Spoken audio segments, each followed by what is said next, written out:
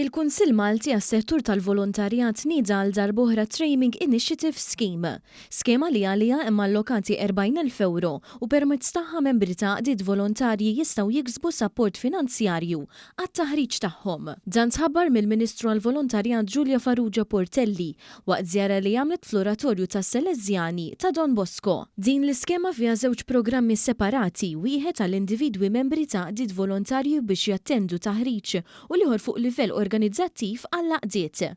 Intqalli minn meta twaqfet din l-iskema fl-2018 ibbenefikaw minna 131 għaqda volontarja jew membri ta' għaqda volontarja u l-fondi kienu jammontaw għal madwar 300,000 euro.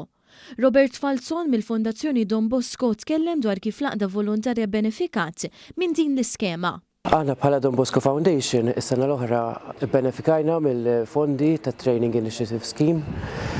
Grazzi għal dawn il-fondi għandna stajna nipprovdu taħriġ kemm lil żgħażagħ volontira li mhux dejjem ikun jistgħu jaffordjaw ħalsu kif ukoll konna ċerti mill-kwalità tat-taħriġ li qegħdin noffru. Il-Ministru Giulia Farrugia Portelli saħqet fuq l-importanza ta' din l-iskema.